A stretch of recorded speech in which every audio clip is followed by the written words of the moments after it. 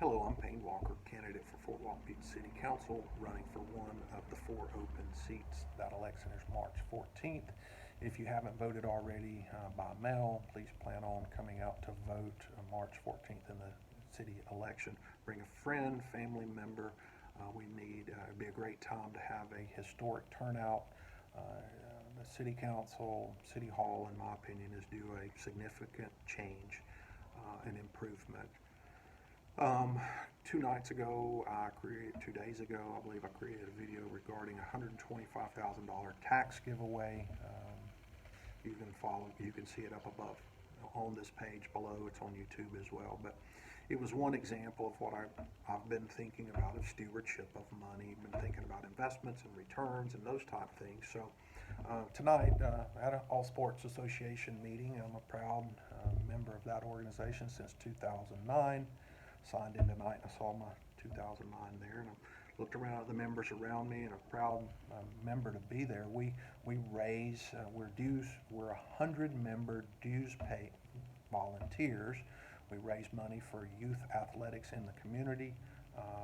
This year, and I think for the last 5 years, we've given away we've given away $150,000 at our annual banquet to four receiving organizations, and throughout the year we do receive grant requests for other youth athletic oriented expenses, and we have a committee that reviews that and disperses those money. So anyway, thinking about that $150,000 direct impact in the community is great. It's easy to measure. We do have an annual banquet, brings people in from the southeast. There's hotels, rooms rented, I'm sure, and all that. We have a couple of other events throughout the year as well, raise money and have some economic impact. We'll have a poker run and whatnot. So anyway, it's easy to put our finger on the direct impact on that. I mention all of that because tonight I will be sharing a video, my thoughts on another tax giveaway. This one's $160,000 that I'll highlight tonight.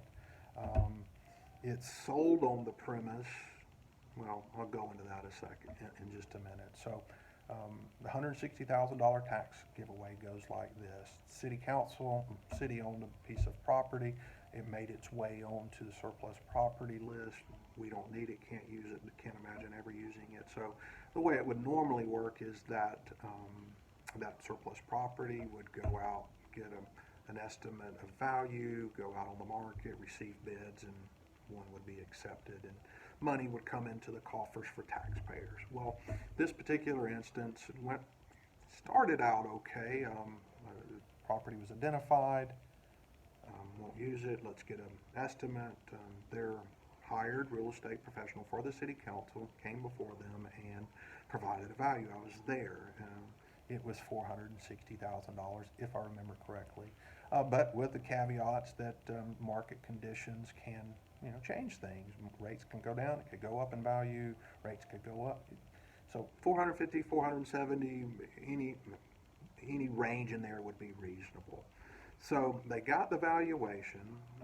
The next meeting that they had a discussion about the surplus property, instead of it going forward in the normal course of events, going out for bids, seeking bids, opening them, and getting a great return for taxpayers, $460,000 building.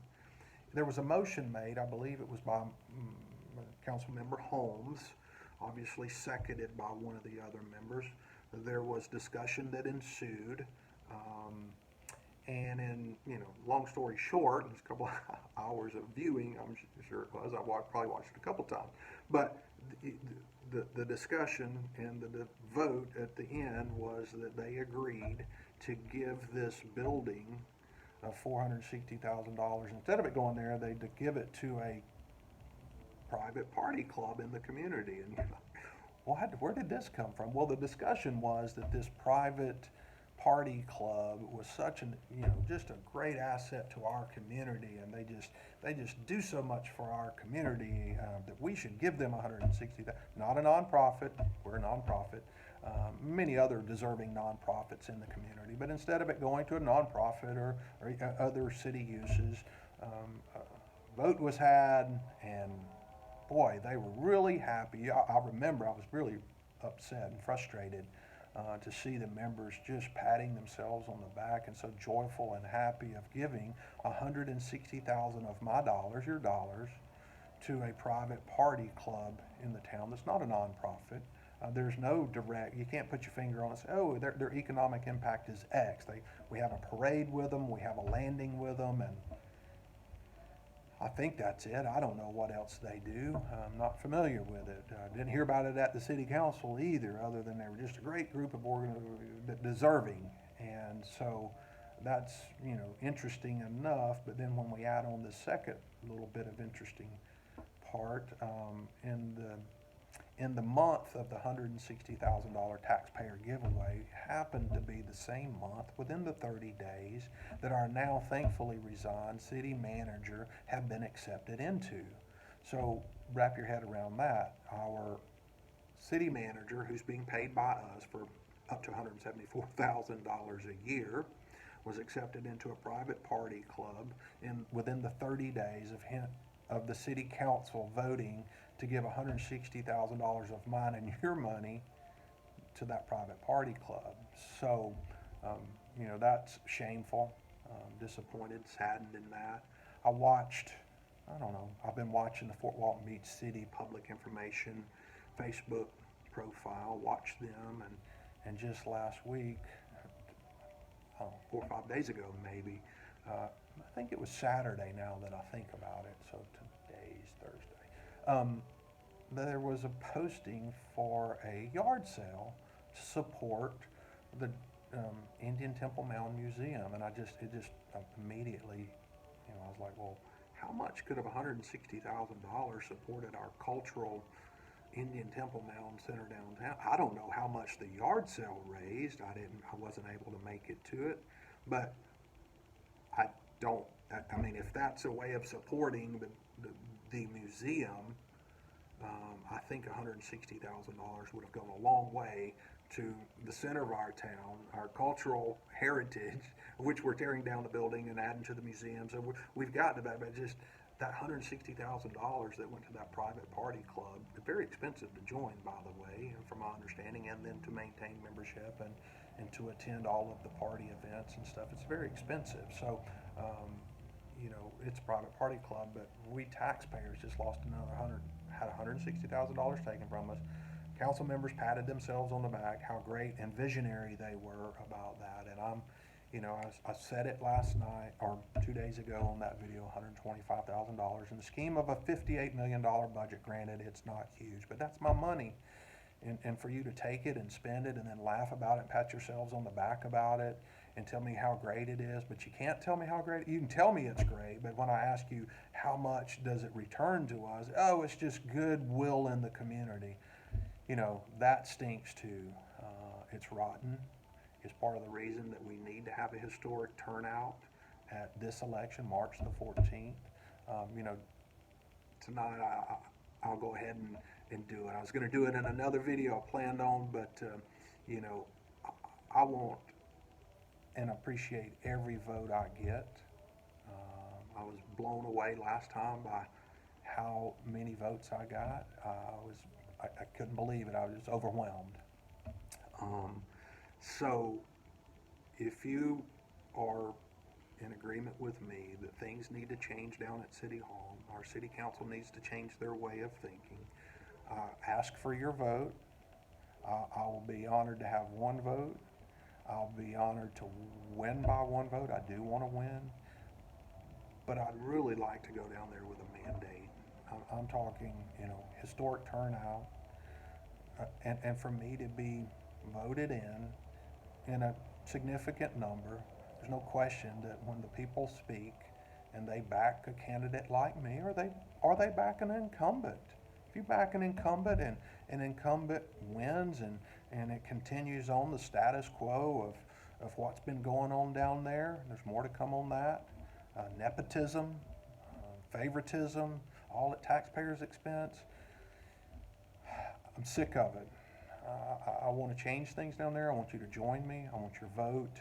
I want you to bring your neighbors and your friends, and I want to go in with a mandate. And I want those people down there to know that when I am elected, and others, where there's others, go ahead and support Bryce Jeter, businessman, coach, father. Look forward to him being our representative, even if I'm not. Larry Patrick, same thing, great experience in the business world. Also, a former city council member. He knows how things works down there. He's disgusted with how things have been working down there. Gloria DeBerry is who I'll be voting for as well. Gloria is, she pays attention to them down there. She holds them accountable, what they say they will do and what they don't do. So, myself, Larry, Bryce, and Gloria, I'd love to see all of us get in. I'd love to see all of us get in with a mandate. But I would be happy to have how many ever the people think that should be up there representing their interests. Would be just pleased to serve with them, and if I'm not elected, to have them as my representative. So I hope that kind of goes a little step further in explaining one of the very important parts, and it's not the most important part. That's coming up later. I've had to get to this point. Good stewardship of our money is right up at the top, but it's not the top. So thank you for your time tonight. Thank you for listening, and if you will, please take this video, this link, share it with friends and family, others who may not be aware of what's been going down on at City Hall.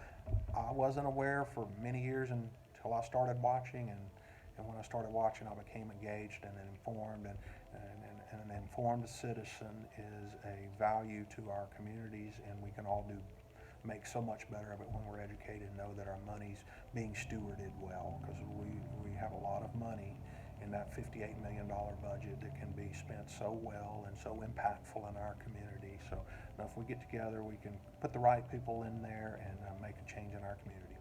Thanks again.